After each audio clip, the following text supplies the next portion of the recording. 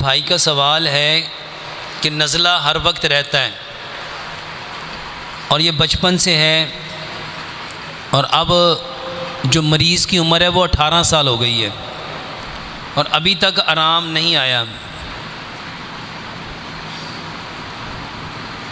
मेरे मोहतरम भाई और बहनों, ऐसा नज़ला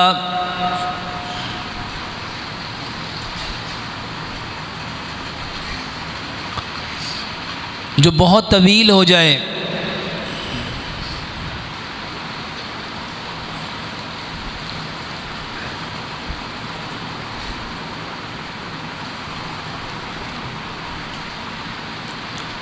ऐसी सूरत में हमें क्या करना चाहिए?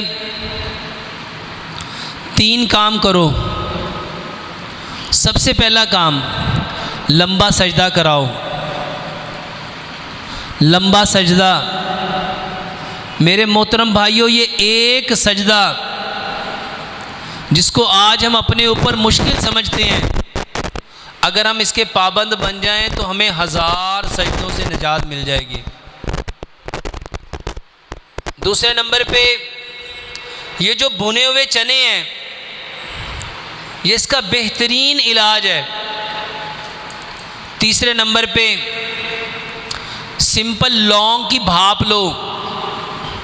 1 लीटर पानी लो, उसमें 10-15 लौंग डाल लो, उसको अच्छी तरह उबाल लो और फिर उसकी स्टीम लो, उसकी भाप लो, सुबह भी, दोपहर भी, शाम भी।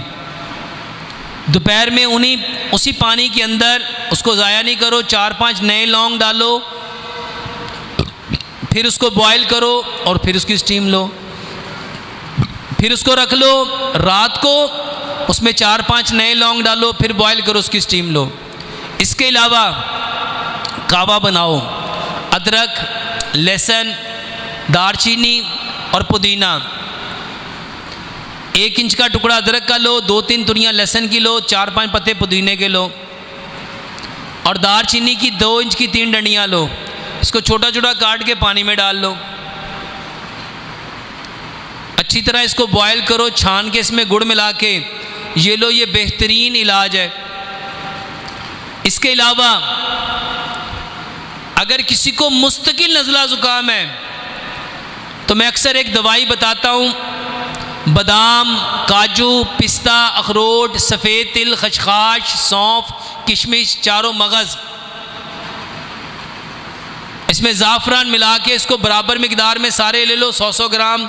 इसको कूट के इसका पाउडर बना लो। इसको जौ के दलिए में भी इस्तेमाल किए जा सकते हैं।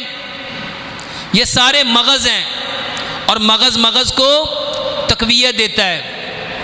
हमने एक मेडिसिन बनाई है एक्टिविया के नाम से, उसमें ये सारी चीज़ें हैं। इसको बनाओ, इसको जौ के दलिए में डाल के खाओ, इसको दूध में पका के खाओ, या इसको वैसे ही एक बड़ा चम्मच लेके आप इसको भी खा सकते हैं।